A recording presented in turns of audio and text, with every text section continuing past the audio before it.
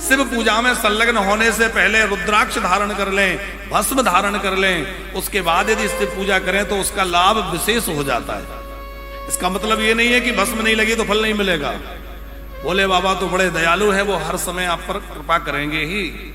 यदि भस्म धारण करके, त्रिपुंड धारण करके और फिर शिव आराधना की जाए तो उसका फल अनंत गुना और अधिक बढ़ जाता है। भस्म के द्वारा भी शिवलिंग बनाने की विधि यहां कही गई है। भस्म के द्वारा शिवलिंग बना ले, गोबर के द्वारा शिवलिंग बना ले। और कल जिस पे चर्चा हो रही थी कि सबसे बढ़िया शिवलिंग कौन से हैं, कौन से शिवलिंग सबसे बढ़िया, कल हमने कहे मिट्टी के। हम लोगों के लिए बड़े सरल हैं, आजकल तो हम लोगों को कठिन लगता है।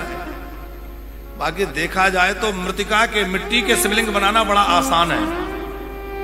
बाकी शिवलिंग में प्राण प्रतिष्ठा आदि की व्यवस्था, शिवलिंग तो मिट्टी के तो ऐसे हैं कि आप थोड़ी सी मिट्टी सान के छोटे से शिवलिंग बना लें। वैसे तो पूरे गणों के सहित बनाना चाहिए, पर गण नहीं भी बना पा रहे हैं, अकेले शिवलिंग भी आपने बना लिए, छोटी छोटी मिट्टी की गोलियां बना करके शिवलिंग पर चिपका दो तो उसी से पूरे शिव परिवार की पूजा का विधान संपन्न हो जाता है। गुप्ता जी, मान लीजिए कोई अलग अलग, इतना समय नहीं है कि गणेश जी, पार्वती जी सब अलग अलग बनाए, तो क्या करें, बोले शिवलिंग बना करके जिलहरी के सहित उसी में छोटी छोटी मिट्टी की गोलियां बना के शिवलिंग पर चिपका दो और उसी में सबकी भावना करके शिव परिवार का पूजा कर लो, पूरा शिव परिवार का पूजन संपन्न हो जाता है। धन्य है भगवान शंकर का परिवार। आप विचार करिए, परस्पर विरोधाभासी हैं। शंकर जी का वाहन क्या है, नंदी जी बैल, और माता जी का वाहन सिंह। तो सिंह जो है बैल को छोड़ेगा, अपना आहार बना लेगा, लेकिन भगवान शंकर के दरबार में सिंह जो है वो बैल को हानि नहीं पहुंचा रहा है। कार्तिकेय स्वामी का वाहन क्या है, मोर, और भगवान शंकर के गले में कौन है, सर्प। मोर का भोजन क्या है, मोर का भोजन सर्प है, लेकिन वहां मोर जो है उन सर्पों को आहार नहीं बना रहा है। अच्छा, भोले बाबा के गले में सर्प है और गणेश जी का वाहन चूहा है, लेकिन वहां सर्प जो है वो चूहे को हानि नहीं पहुंचा रहा है। भगवान शंकर के मस्तक पर एक और गंगा है और दूसरी ओर चंद्रमा है। भोले बाबा ने जल तत्व को भी धारण कर रखा है और अग्नि तत्व को भी धारण कर रखा है, पर परस्पर विरोधी होने के बावजूद भी वहां किसी प्रकार का विरोध नजर नहीं आता। तो हम लोग भी जिस दिन शिव जी की शरण में आ जाएंगे, शिव की शरणागत हो जाएंगे, तो जीवन के सारे विरोध समाप्त हो जाएंगे और सारे अवरोध समाप्त हो जाएंगे। महादेव जीवन के विरोध और जीवन के अवरोध नष्ट करने वाले, सब समाप्त कर देंगे।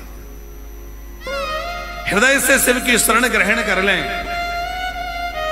फिर चाहे शिवलिंग में, मूर्ति में पूजा करें, चाहे शिवलिंग में। दो प्रकार की पूजा, एक तो लिंग पूजा, एक साकार की पूजा। वैसे ऐसा विधान है कि जिन मंदिरों में शिवलिंग विराजमान है वहां साकार रूप में शिव जी का विग्रह भी विराजमान होना चाहिए। तो प्राय मंदिरों में आप देखिए शिवलिंग तो विराजमान होता ही है, शिव जी भी विराजे होते हैं।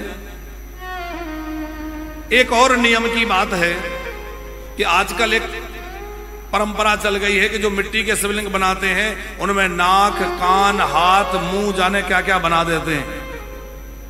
कई बार तो लोग ऊपर से गंगा जी भी चला देते हैं, फिर उनको कभी कभी पेंट भी लगा देते हैं। पर हम आपसे निवेदन करें कि मिट्टी के शिवलिंग बनाकर पूजा करें तो उनमें नाक, कान, आंख बनाने की गलती कदाचित ना करें। शिवलिंग का मतलब है निराकार स्वरूप, पिंड स्वरूप, ज्योति स्वरूप। उसमें साकार विग्रह नहीं बनाना है, वो मूर्ति स्वरूप अलग है, फिर उसका अलग पूजन करिए। लेकिन लिंग रूप का पूजन हो रहा है तो उसमें आंख, नाक, कान ये सब नहीं बनाना चाहिए। उसमें लिंगाकार ही पूजा का विधान है। निर्गुण भगवान शंकर की पूजा का ये विधान, भस्म का विधान है। उसके बाद रुद्राक्ष की महिमा है। भगवान शंकर के आंख से ही जो बिंदु गिरा उससे रुद्राक्ष प्रकट हुआ, जो भगवान शंकर को परम प्रिय है। उसके बाद सौनक जी ने सूत जी महाराज से प्रश्न किया है, हे सूत जी, आप कृपा करके यह बतलाइए कि भगवान शंकर जो है वो सृष्टि का सृजन कैसे करते हैं। बोले बाबा तो निर्गुण है, फिर वो कैसे तो गुणों को धारण करते हैं, कैसे सृष्टि का विस्तार करते हैं, और ये सब लीला प्रपंच उन्होंने कैसे प्रकट किया है वो सब सुनाइए। अगुणो गुणतां व्याति कथं लोके महेश्वरः शिव तत्त्वं वयं सर्वे न जानीमो विचारता। आप कृपा करके शिव की लीला आदि का वर्णन करिए। सूत जी महाराज बोले, आप सब धन्य हैं, आप लोगों ने मेरे ऊपर कितनी कृपा करी है जो मुझसे शिव का चरित्र पूछे हैं, क्योंकि कथा कहने वाला बड़ा नहीं है, कथा सुनने वाला बड़ा है। सच्चे कह रहे हैं, कथा वक्ता को ऊपर बिठाया जाता है, इसका मतलब वो बड़ा नहीं है, बड़े तो सुनने वाले। यहां ये बात कौन कह रहा है? ये सूत जी महाराज कह रहे हैं। क्यों? हमें अपनी वाणी को सफल करने का जो अवसर मिल रहा है वो इन श्रोताओं के कारण मिल रहा है। यदि श्रोता कथा ना सुने तो हम किसको सुनावें? तो वक्ता की महिमा कम है, श्रोताओं की महिमा ज्यादा है। और गुप्ता जी, हमने तो एक बात खूब अनुभव किया है कि श्रोता समुदाय जिस जिज्ञासा से कथा सुनेगा वैसी कथा अपने आप निकलने लगती है। कहीं कथा बहुत अच्छी होती है, कहीं कथा उतनी बढ़िया नहीं होती है। उसका कारण बोलने वाला एक ही है। जिज्ञासुओं में जैसी जिज्ञासा दिखती है तो उन जिज्ञासुओं की जिज्ञासा स्वतः कथा प्रकट होती है। कथा कोई अपने से नहीं कह सकता। कथा कहने के लिए तो साक्षात शिव ही अंदर विराजमान होते हैं, और वही बोलता हुआ कोई दिखे, पर अंदर तो महादेव ही बोल रहे हैं और वही अपने भक्तों के लिए कल्याणप्रद बातें कह रहे हैं। शिव तत्व के द्वारा ही शिव तत्व की चर्चा संभव है। इसीलिए वक्ता को शिव रूप माना है कि पांच भौतिक शरीर तो जो है वो है, पर उसके अंदर से जो तत्व बोल रहा है वो शिव तत्व है, वो परम तत्व है। इसीलिए शिव रूप मानने की हमारे यहां परंपरा है। सूत जी महाराज कह रहे हैं, सदा शिव कथा प्रश्न पुरुषां स्त्रीनि पुनातहि वक्तारं प्रक्षकं श्रोतुं जाह्नवी सलिलं यथा। शिव जी के चरित्रों को पूछने वाला भी पवित्र होता है, उत्तर देने वाला भी पवित्र होता है, और इन दोनों के संवाद को सुनने वाले तीसरे लोग भी पवित्र हो जाते हैं। पुनंति पुनः स्त्रीन पुनात ही, तीनों पवित्र हो जाते हैं। जैसे भगवान सालिग्राम का चरणामृत, तो चरणामृत उतारने वाला, चरणामृत बांटने वाला और चरणामृत पीने वाला, तीनों का कल्याण हो जाता है। ऐसे ही कथा पूछने वाला, कथा गाने वाला और उन दोनों के संवाद को सुनने वाला, तीनों पवित्र हो जाते हैं, तीनों का कल्याण हो जाता है। पूछे हु रघुपति कथा प्रसंगा, पूछे हु रघुपति कथा प्रसंगा, सकल लोक जग पावनी गंगा, सकल लोक जग पावनी गंगा, सकल लोक जग पावनी गंगा, सकल लोक जग पावनी गंगा। ये भगवान की कथा तो सकल लोक हितकारिणी है। ये वह गंगा है जो सबको पावन करने वाली है। सूत जी महाराज कहते हैं, ऋषियों, ऐसा ही प्रश्न देव ऋषि नारद ने अपने पूज्य पिता ब्रह्मा जी से किया था कि आप शिव तत्व को सुनाइए, शिव की चर्चा सुनाइए। तो ऋषियों ने प्रश्न किया कि देव ऋषि नारद का ब्रह्मा जी से संवाद कब हुआ और कैसे हुआ। तब जो है देव ऋषि नारद का प्रसंग सूत जी सुनाने लगे। अब बहुत ध्यान से सुनिएगा। सूत जी महाराज से ऋषि पूछ रहे हैं, कस्मिन् समये विप्रा नारदो मुनिषत्तमा ब्रह्मपुत्रो विनीतात्मा तपोर्थम मन आदधे। एक सुमिन समय विप्रा नारदो मुनिषत्तमा। एक समय की बात है, देवर्षि नारद जी सब जगह भ्रमण करते करते हिमालय में पहुंचे, जहां एक और गंगा जी बह रही हैं, दूसरे हिमालय के शिखर हैं। और गंगा जी के पावन तट पर एक गुफा को देखकर नारद जी के मन में इच्छा हुई कि थोड़ी देर यहां बैठ के और ईश्वर का चिंतन किया जाए। देखो, जिसका जैसा अंतःकरण होता है वो वस्तु का वैसा अर्थ लगाता है। जंगल में कहीं एकांत में कोई कुटिया बनी हो, कोई स्थान बना हो, कोई महात्मा पहुंच जाए तो सोचेगा भजन करने के लिए बहुत अच्छी जगह है, एकांत है, जंगल है। चोर पहुंच जाए तो क्या सोचेगा, छिपने के लिए बहुत बढ़िया जगह है, यहीं लाके माल रखो, यहीं छुपे रहो। विषयी व्यक्ति अपने अनुसार अर्थ लगाएगा, तो जैसा व्यक्ति होगा वो उस जगह का भी वैसा अर्थ निकालेगा कि नहीं। हम लोग अभी सिंगापुर गए तो वहां एक बड़ी सुंदर जगह थी, तो हमारे साथ महाराज जी थे। बोले महाराज जी, यदि ये जगह ऐसी हमारे यहाँ होती तो क्या करते। हमने कहा यदि ऐसी जगह हमारे यहाँ होती तो हम लाके एक शिवलिंग विराजमान कर देते। तो लोग खूब आ रहे हैं, जगह बड़ी सुंदर है, प्राकृतिक है, खूब बड़ा सौंदर्य है। अब लोग जा तो रहे पर अभी तो केवल घूमने जा रहे हैं। हमारे यहाँ होती तो हम क्या करते, हम लोग एक शिवलिंग विराजमान कर देते, लोग शिव जी की पूजा करने आते। तो जैसा व्यक्ति का अंतःकरण होगा वो वैसा अर्थ लगा लेगा। नारद जी ने जब गुफा को देखा तो मन में इच्छा हुई कि यहां भगवान का स्मरण किया जाए, और वहां नारद जी बैठ गए। तो सुमरत हरहि श्राप गति बाधी। आप लोगों को पता होगा कि देवर्षि नारद को श्राप लगा है कि आप एक जगह नहीं ठहर सकते, और नारद जी इस श्राप को अनुग्रह मानते हैं। क्यों? क्योंकि ये भक्ति के प्रचारक हैं, और प्रचारक व्यक्ति को एक जगह नहीं रहना चाहिए। प्रचारक हो या परोसने वाला हो, ऐसे समझ लीजिए कि भोजन चल रहा है, पंगत लगी है, और पंगत में जो परोसने वाला है और वो एक जगह खड़ा रहे तो जिनको पाना है उनको मांगना पड़ेगा, या सबको वैसा लाभ नहीं मिल पाएगा।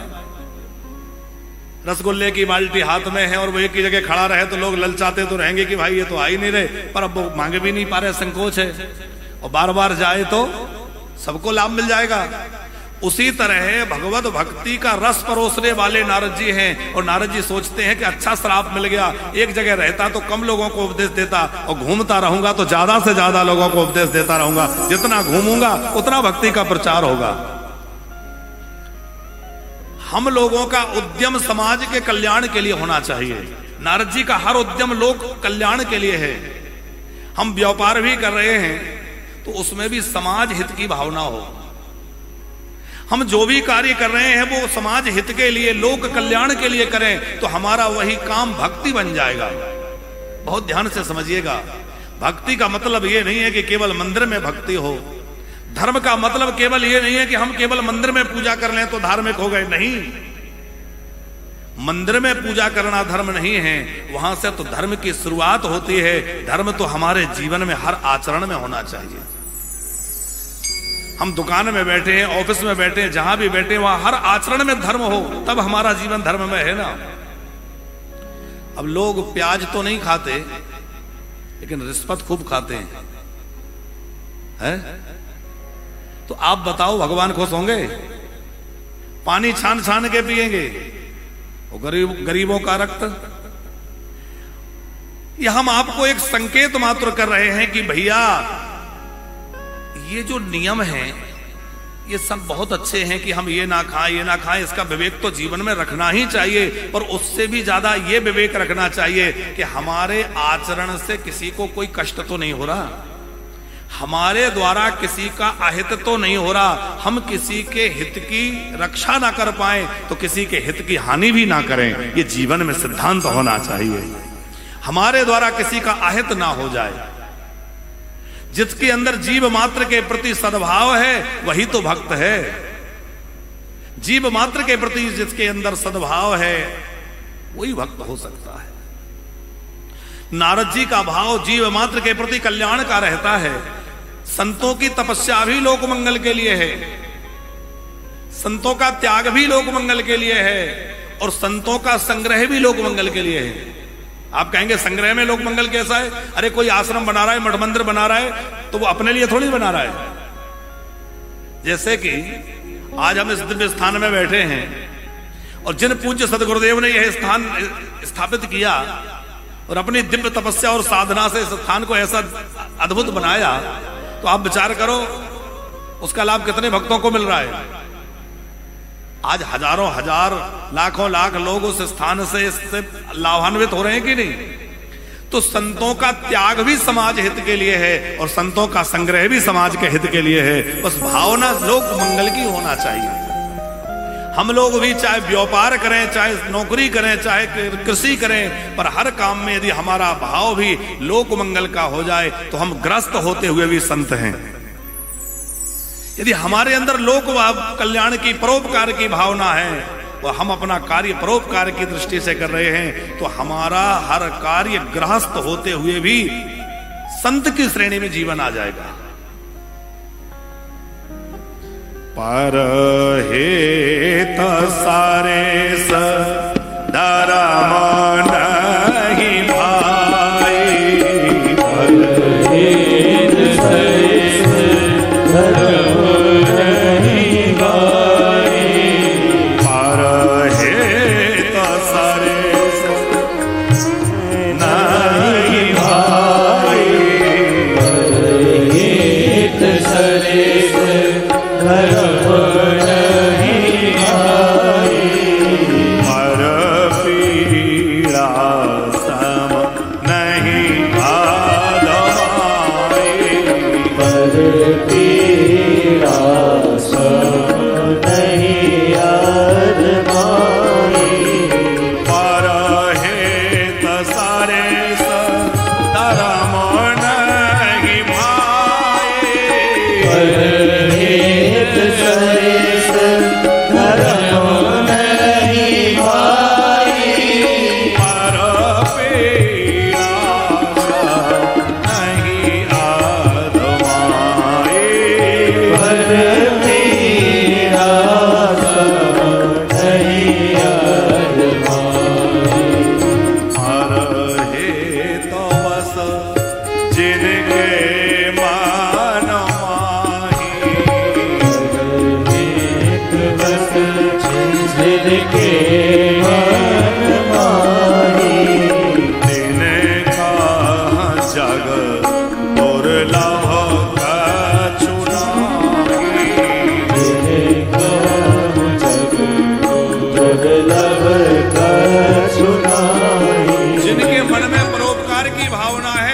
जगत में कुछ भी दुर्लभ नहीं है। इसलिए हमारा जीवन स्वार्थी नहीं होना चाहिए, हमारा जीवन परमार्थी होना चाहिए।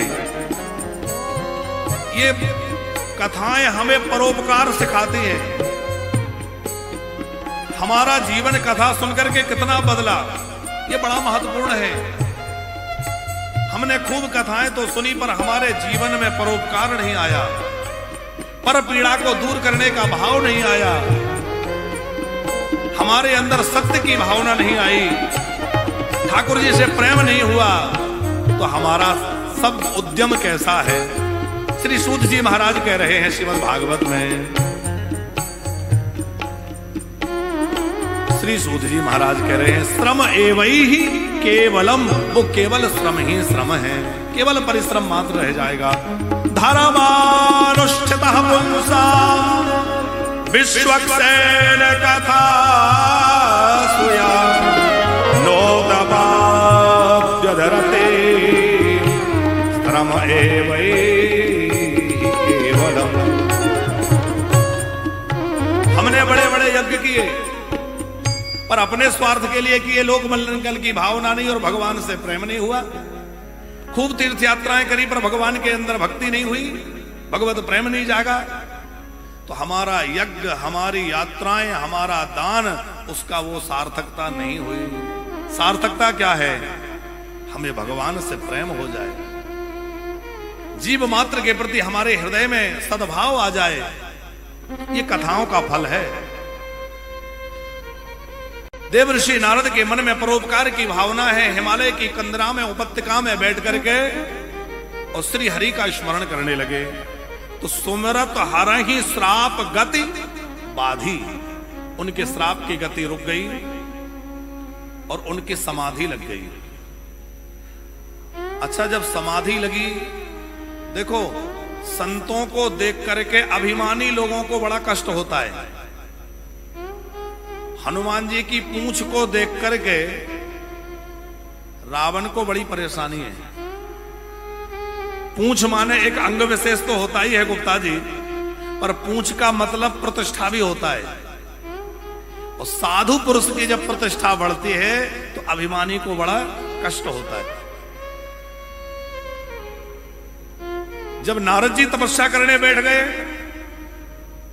तो इंद्र भयभीत हो गए, क्योंकि इंद्र जो है राजपद पर बैठे हैं और राजपद पर बैठे लोग जो हैं वो बड़े डरे रहते हैं, कब राजगद्दी चली जाए, कब क्या गड़बड़ हो जाए, तो हर समय डरे रहते हैं।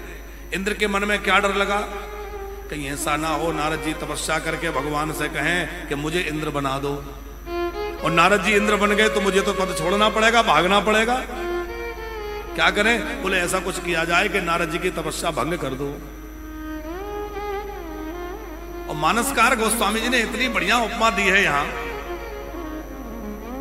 तुलसीदास जी बाबा का, तो क्या कहना, सुख हाड़ ले भाग सठ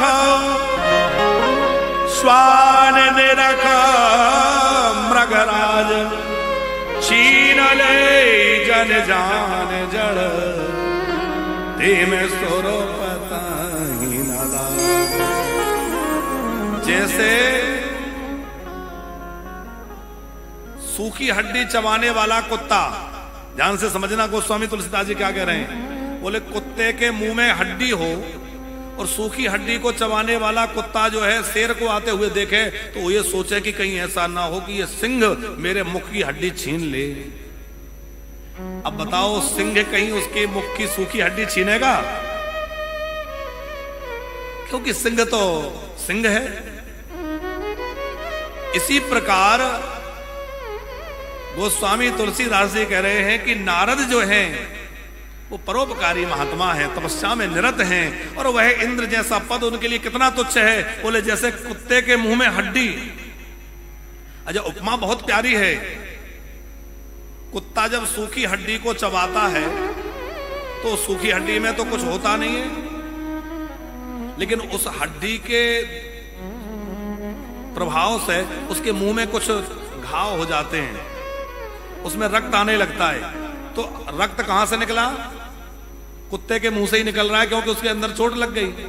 वो कुत्ता क्या समझ रहा है कि इस हड्डी में से रक्त निकल रहा है, तो सूखी हड्डी को चबा रहा है क्या सोच करके इसमें से रक्त निकल रहा है, जबकि वो रक्त हड्डी से नहीं निकल रहा, उसी के मुंह में चोट लग रही है, उसी से निकल रहा है। ये उदाहरण है किसके लिए? हम आपके लिए। हम लोग संसार के भोगों को भोग रहे हैं, हमें लग रहा है इनमें से रस निकल रहा है। नहीं भैया, इनमें से कुछ नहीं निकल रहा है, बल्कि हमारा जीवन हम नष्ट कर रहे हैं। इनमें कुछ मिलने वाला नहीं है। कुछ मिलने वाला यदि है तो वो भगवान नाम में है, भगवान की शरणागति में, भगवान के भजन में है। देवऋषि नारद की तपस्या को देखकर इंद्र भयभीत हो गए, और भयभीत इंद्र ने जो है कामदेव को बुलाकर कहा कि जाओ और नारद जी की तपस्या भंग कर दो। कामदेव ने अनेक कौतुक किए, रंभादि अप्सराओं को लेकर गए, तमाम संगीत बजने लगा, शीतल मंद सुगंध हवा चलने लगी, वो अप्सराएं नृत्य करने लग गई, मधुर संगीत की ताल, राग अलाप। लेकिन देवऋषि नारद के मन में किंचित भी उसका कोई प्रभाव नहीं पड़ा, नारद जी के चित्त पर कोई प्रभाव नहीं पड़ा। रंभादिक जो अप्सराएं हैं वो नाचते नाचते थक गई, पर नारद जी के निर्मल चित्त पर उसका कोई प्रभाव नहीं पड़ा। समाधिस्थ रहे, तपस्थ रहे, ध्यानस्थ रहे। अब जो है कामदेव समझ गए कि यदि और देर मैंने लगाई हो सकता है कि ये क्रोध करके मुझे जला दें। महात्मा को रोष आ जाए कि अच्छा भला मैं तपस्या कर रहा हूं, विघ्न करता है, और क्रोध करके कहीं मुझे जला के भस्म ना कर दें। इसलिए कामदेव भयभीत हो गए, कांपने लगे और नारद जी के शरण में पहुंच गए। नारद जी के चरण पकड़ लिए, प्रणाम करने लगे और एक पुष्पमाला लेकर नारद जी के गले में डाल दी। कोई हमें प्रणाम करे तो बहुत सावधान हो जाइए, क्योंकि दूसरे का प्रणाम हमारे अंदर अहंकार उत्पन्न कर सकता है। कोई प्रणाम कर रहा है, हमें अहंकार हो सकता है कि अब तो हम बहुत बड़े हो गए, तो इतने लोग हमें प्रणाम कर रहे हैं। कामदेव ने प्रणाम किया और प्रणाम करते हुए कहा, हे महात्मन क्षमा करिए, हमने आपके तपस्या में विघ्न डालना चाहा, इतना बड़ा अपराध किया, आप क्षमा करें। धन्या धन्या महामाया शांभवी मुनि सत्तमा तदगतिं च नहि पश्यन्ति विष्णु ब्रह्मोदयो। उस समय सूत जी महाराज कहते हैं, भगवान शंकर की माया बड़ी धन्य है, बड़ी विचित्र है। देखो माया ऐसी है कि बड़े बड़ों को इसमें फंसते देखा है, इसलिए कभी मत सोचिए कि हम माया से फंसेंगे नहीं। भगवान की माया ऐसी बलवती है कि इसमें बड़े बड़े तपस्वी, बड़े बड़े मनस्वी फंस जाते हैं, बड़े बड़े योगी फंस जाते हैं। माया से कौन बच सकता है? माया से केवल वो बच सकता है जिसने मायापति का आश्रय ले रखा है। पहले के जमाने में माताएं चक्की चला के आटा पीसती थी, तो चक्की जब चलाती थी तो उसमें सब कुछ पिस जाता है, लेकिन जो बीच में कीला होता है उसके पास कुछ गेहूं के दाने पड़े रह जाते हैं, वो पिसने से बच जाते हैं। इसी प्रकार दिन और रात के दो पहिए सदा घूम रहे हैं और सारा जगत पिस रहा है, और इसमें बच कौन जाएगा? बोले जिसने धुरी रूप भगवान को पकड़ रखा है और भगवान के शरण जिसने ग्रहण कर रखी है, केवल वो बच सकता है। इसलिए मायापति का आश्रय लिए रहे तो ही माया से बच सकते हैं। नारद जी तो भगवान के भक्त हैं, लेकिन देखिए भगवान शंकर की माया इन पर प्रभाव कर गई। जैसे कामदेव ने प्रणाम किया तो इनके मन में आया कि अरे वाह, हम तो काम विजयी बन गए। अच्छा, इनके मन में क्रोध नहीं आया। कामदेव को लग रहा था शायद क्रोध करेंगे, पर क्रोध भी नहीं आया। तो अब लगा कि शायद मैंने क्रोध को भी जीत लिया। हमारे जीवन में जो भी उपलब्धि है उसको भगवान की कृपा मानना चाहिए गुप्ता जी। यदि भगवान की कृपा नहीं मानेंगे तो अहंकार आना सुनिश्चित है। जो भी धन मिला है, पद मिला है, प्रतिष्ठा मिली है, विद्या मिली है, उसमें कौन कारण है? भगवान। यदि हमने अपने आप को कारण मान लिया तो क्या होगा? अभिमान आ जाएगा, और अभिमान जहां आता है वहां क्या होता है? अभिमान आते ही व्यक्ति नीचे गिर जाता है, अभिमान व्यक्ति को नष्ट कर देता है। अच्छा, आपने देखा होगा कि अभिमानी व्यक्ति को क्रोध बहुत आता है, बात बात पे उसको अपने अपमान का अनुभव होता है। कैसे? कहीं आपके हाथ में कोई फोड़ा हो रहा हो या कहीं हाथ पैर में चोट लगी हो, तो चोट लगी हो तो कई बार हमें ये लगता है कि घर भर की सारी चीजें हमारी चोट के पीछे पड़ी हैं। मेज है तो उससे टकरा रही है, दरवाजा है तो उसी से टकराएगा, कोई आया थोड़ा उसी को छू गया। होता है ऐसा कि नहीं होता? हमें कई बार ऐसा लगता है सारे घर की चीजें हमारे फोड़े के पीछे पड़ी हैं। तो क्या ऐसा है? ऐसा नहीं है। थोड़ा बहुत टकराते रहते हैं, थोड़ी बहुत लगती रहती है, पर फोड़ा नहीं है तो पता नहीं चलता। सामान्यता कहीं कुछ थोड़ा टकरा जाए, लग जाए तो हमें कुछ आभास नहीं होता, पर फोड़ा है तो उसका अनुभव ज्यादा हो रहा है। यही बात है कि नहीं है? उसी प्रकार हमें छोटी छोटी बातों में भी अपमान का अनुभव होने लगे तो समझ लो अंदर फोड़ा हो गया है। कौन सा फोड़ा? अहंकार का फोड़ा। अहंकार का फोड़ा जब अंदर होता है ना, तो छोटी छोटी बातों से व्यक्ति आहत होने लगता है, छोटी छोटी बातें व्यक्ति को परेशान करने लगती हैं। वो थोड़ी सी बात में झुला जाएगा, नाराज हो जाएगा। यदि ऐसा हमारे साथ भी हो रहा है तो हमें सावधान हो जाना चाहिए कि हमारे अंदर फोड़ा हो गया है, इसको मिटाना है। नारद जी के मन में थोड़ा सा अभिमान का अंकुरण हो गया कि मैंने काम को जीत लिया। फिर ध्यान आया कि केवल काम को नहीं, मैंने क्रोध को भी जीत लिया। मुझे इस पर कोई क्रोध भी नहीं आया। अरे शंकर जी को तो इस पर क्रोध आ गया था। वो कथा आपने सुनी है ना, आजकल हम लोग सुनेंगे कि कामदेव शिव जी की तपस्या भंग करने गया तो क्या हुआ? बोले बाबा को क्रोध आ गया, क्रोध की अग्नि में जला दिया। कामदेव ने कहा कि मुझे तो क्रोध भी नहीं आया, ना मुझे काम प्रभावित कर सका, न क्रोध प्रभावित कर सका, और ना मुझे इंद्र के पद का कोई लोभ है। मन में विचार क्या आया कि मैंने काम, क्रोध, लोभ तीनों को जीत लिया। अब ये विचार जब मन में आया तो अभिमान आना स्वाभाविक है। और कामदेव तो प्रणाम करके चले गए। और कामदेव ने यहां 3 काम किए थे गुप्ता जी। पहला प्रणाम, दूसरा प्रशंसा और तीसरा पुष्पमाला। ये तीनों ही बड़े खतरनाक काम हैं। कोई प्रणाम करे तो सावधान हो जाएं, भैया ये हमें प्रणाम नहीं कर रहा है, ये तो भगवान की कृपा है कि इसमें इतनी विनम्रता है। अच्छा, प्रणाम करने वाले की विशेषता है कि जिसको प्रणाम किया जा रहा है उसकी विशेषता है। प्रणाम करने वाले में इतना शिष्टाचार आ गया, वो इतना विनम्र है कि वो किसी को झुक रहा है तो ये उसकी विशेषता है। जिसको झुक रहा है उसकी विशेषता नहीं है। और यदि कोई विशेषता प्राप्त है भी तो उसको भगवान का प्रसाद मानना चाहिए, अपनी उपलब्धि नहीं मानना चाहिए। तो प्रणाम।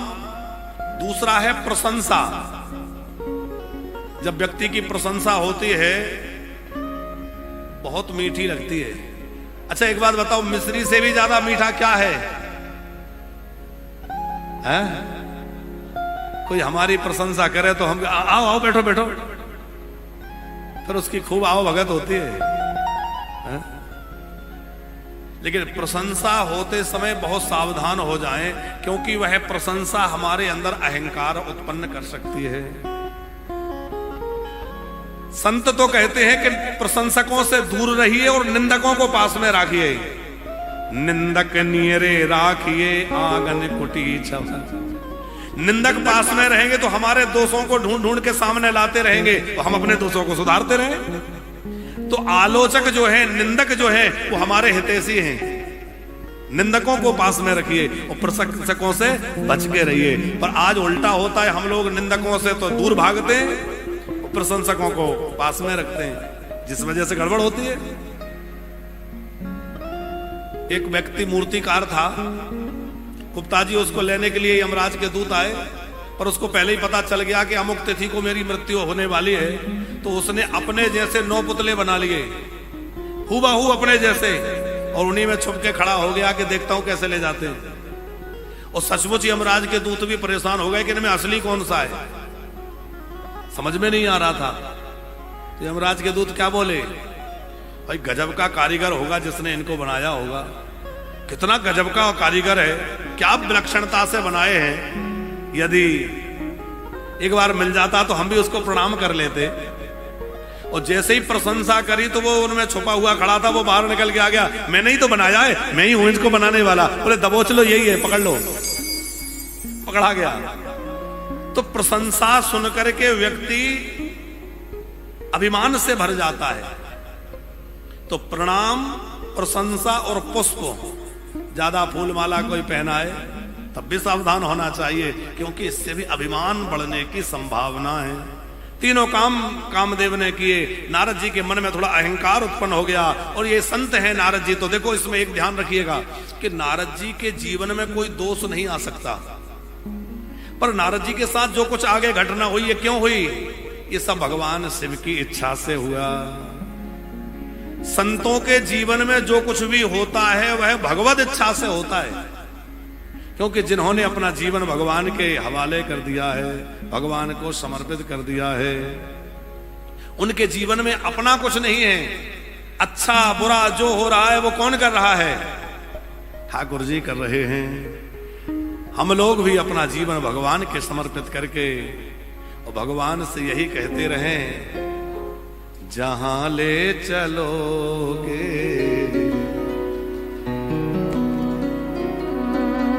जैसे भी रखोगे भगवान, जैसे भी रखोगे भगवान, वैसे रहोगा।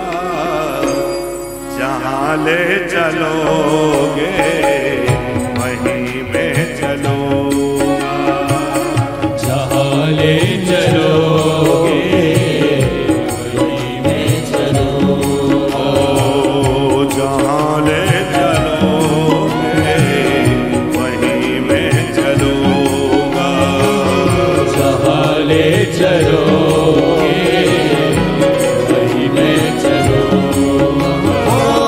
जैसे भी रखोगे भगवान, जैसे भी रखोगे भगवान, जैसे भी रखोगे मोहन, जैसे भी रखोगे मोहन, वैसे रहोगा। जहाँ ले चलोगे वहीं में चलूंगा, जहाँ ले चलोगे वहीं में चलूंगा।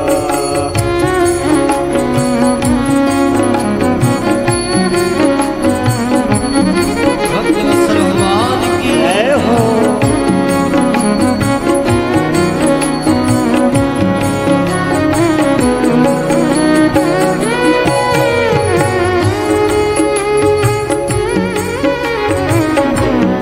अच्छा, एक निवेदन है कि जो लोग नीचे बैठ सकते हैं, मान लीजिए घुटनों में कमर में ज्यादा परेशानी नहीं है, यदि बैठ सकते हो तो आगे स्थान खाली है, ताकि जो लोग आ रहे हैं पीछे वो लोग भी पीछे आराम से बैठते रहें। तो जो लोग नीचे बैठने में सक्षम हैं वो नीचे आके बैठ सकते हैं।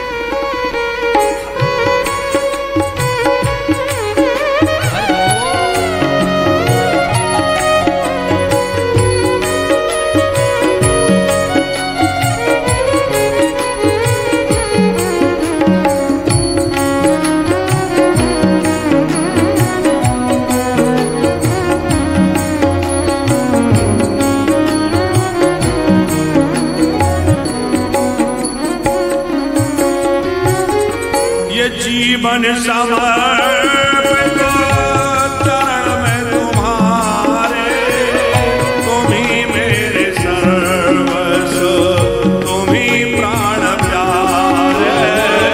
ये जीवन समर्पित चरण में तुम्हारे, तुम ही मेरे सर्वस्व, तुम ही प्राण प्यारे। जीवन समर्पित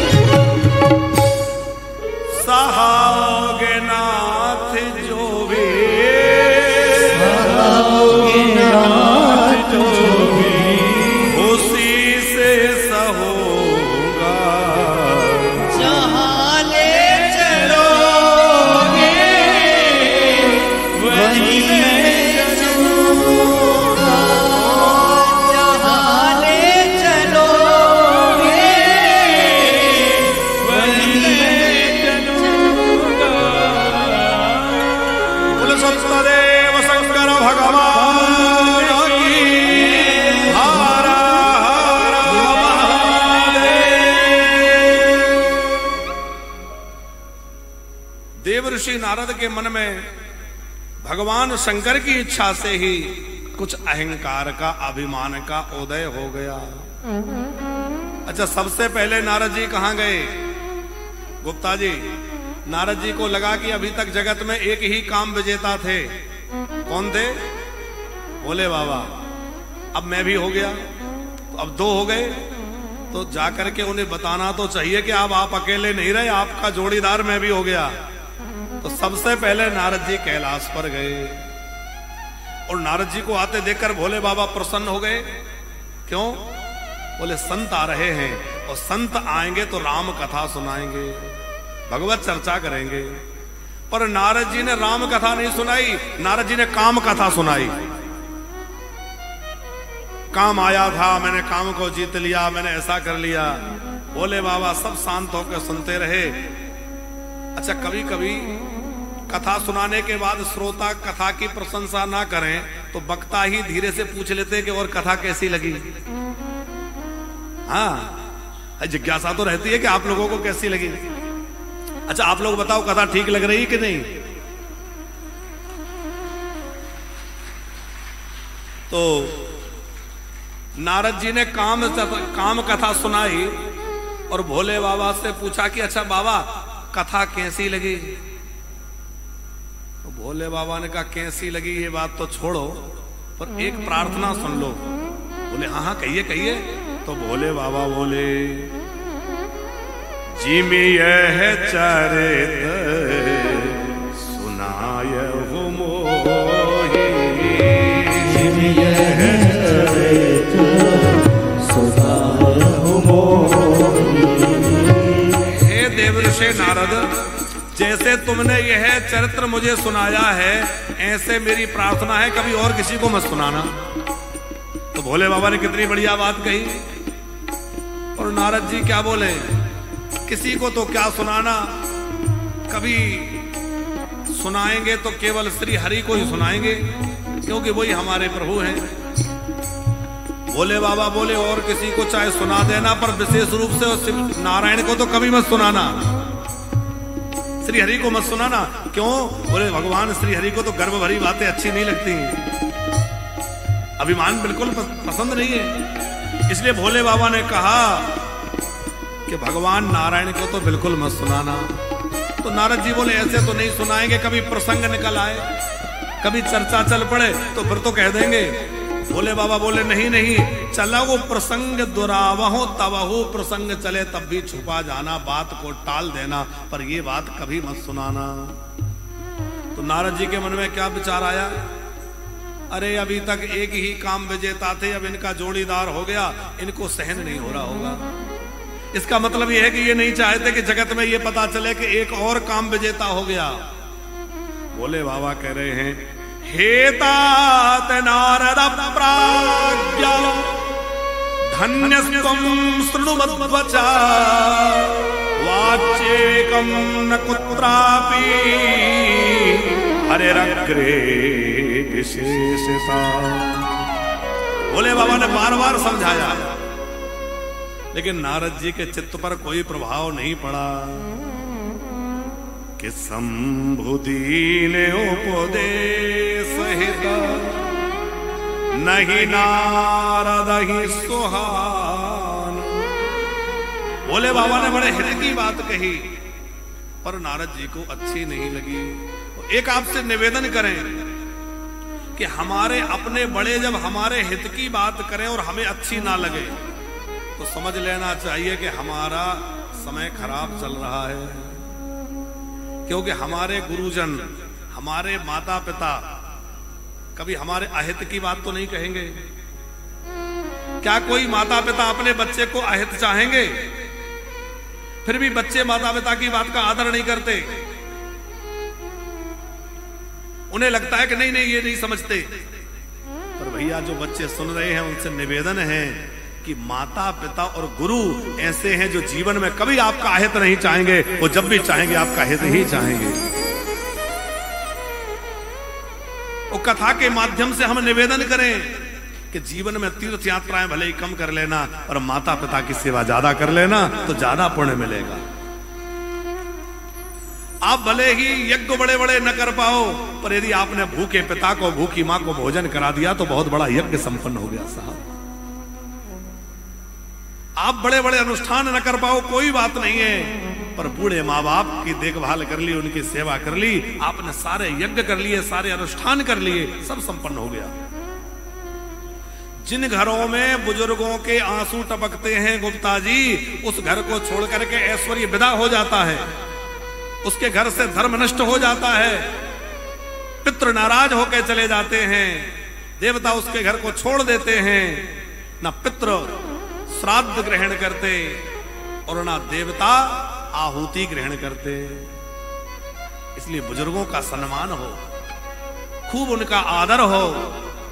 और एक बात ध्यान रखिएगा, हमारे घर के बुजुर्ग हमारी रोटी के भूखे नहीं है, वो हमारे प्रेम के भूखे हैं। उनसे प्रेम से दो बोल लिया करो साहब। वो आपकी रोटी के भूखे नहीं है, वो आपकी वाणी के भूखे हैं, आपके प्रेम के भूखे हैं। दो शब्द जब प्रेम से बोलते हो तो उनका हृदय गदगद हो जाता है। और एक और बात आपसे निवेदन करें, क्योंकि प्रसंग बात आई गई है, तो कि मरने के बाद श्राद्ध तो करना ही चाहिए, ये शास्त्रीय विधि है, इसका त्याग नहीं होना चाहिए। लेकिन हम जो कहना चाह रहे हैं उस पर गौर करिएगा, मरने के बाद श्राद्ध तर्पण करने का भी उसी को अधिकार है जिसने जीते जी माँ बाप को भोजन और पानी दिया हो। जिसने जीते जी भोजन और पानी नहीं दिया, वो मरने के बाद श्राद्ध करने का भी अधिकारी नहीं रह जाता। और अभी हम कहीं गए थे एक जगह, तो हमसे किसी ने पूछा, महाराज जी माता पिता के हमारे माता पिता वृद्धाश्रम में रहते हैं। उसने पूछा कि माता पिता वृद्धाश्रम में रहते हैं तो उनके मरने के कितने दिन बाद घर का सूतक समाप्त होगा? तो हमने उत्तर दिया कि जीवन भर सूतक समाप्त नहीं हो सकता। बात समझिएगा, जिसने सब कुछ होते हुए, संपन्नता होते हुए भी अपने माँ बाप को वृद्धाश्रम छोड़ दिया,